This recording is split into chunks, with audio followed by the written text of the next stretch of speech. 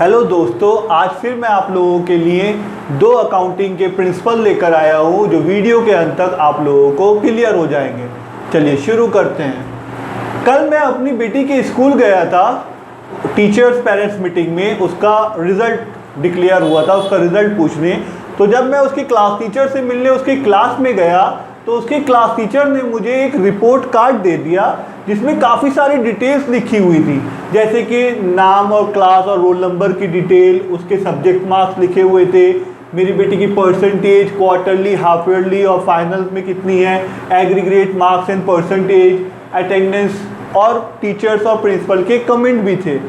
तो मैं आप लोगों से आज एक क्वेश्चन पूछता हूँ कि क्यों उसकी टीचर ने, उसकी क्लास टीचर ने मुझे इतना बड़ा लेंदी रिपोर्ट कार्ड दिया जिसमें इतनी सारी डिटेल लिखी हुई है। वो मुझसे ऐसा भी तो कह सकती थी कि सर आपकी बेटी पास हो गई है और कल से वो नए क्लास में बैठेगी, आप उसे नए क्लास में एडमिशन हो जाएगा कल उसका। उसने मुझे इतनी सारी चीज़ें क्यों बताई?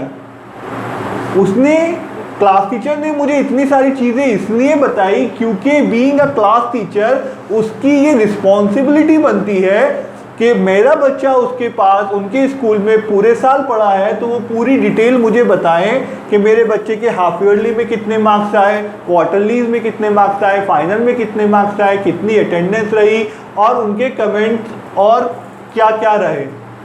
इतनी सारी डिटेल देना उनकी जिम्मेदारी है। इसी तरह से अगर आप बिजनेस ऑर्गेनाइजेशन में अकाउंटिंग प्रैक्टिस कर रहे हैं तो बीइंग अ अकाउंटेंट ये आपकी जिम्मेदारी है। You have to fully disclose all the facts and figure.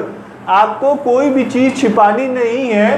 Concept of full disclosure हमें बताता है do not hide any fact and figure and complete and understandable reporting on the financial statement। किसी भी accountant को, किसी भी practising accountant को कोई भी इंफॉर्मेशन उसके यूज़र से छुपानी नहीं है। जिस तरह से मेरी बेटी की क्लास टीचर ने मुझसे कोई भी जानकारी नहीं छिपाई और पूरी रिपोर्ट मुझे दी, इसी तरह से बीइंग अ अकाउंटेंट मैं किसी ऑर्गेनाइजेशन की अगर रिपोर्टिंग कर रहा हूं तो मुझे भी जो फाइनेंशियल स्टेटमेंट बनाने हैं वो कंप्लीट होने चाहिए। अगला टॉपिक हमारा मटेरियलिटी कॉन्सेप्ट। मटेरियलिटी कॉन्सेप्ट, क्यों उसकी क्लास टीचर ने, मेरी बेटी की क्लास टीचर ने केवल मेरी बेटी का रिजल्ट ही मेरे हाथ में दिया रिपोर्ट कार्ड, दूसरे बच्चों का रिपोर्ट कार्ड क्यों नहीं दिया मुझे? दूसरे बच्चों का रिपोर्ट कार्ड इसलिए मुझे नहीं दिया क्योंकि दूसरे बच्चों के रिपोर्ट कार्ड से मुझे फर्क नहीं पड़ता है। It is not relevant to me. मुझे कोई फर्क नहीं पड़ता है कि कौन बच्चा पास हुआ, उसके कितने मार्क्स आए।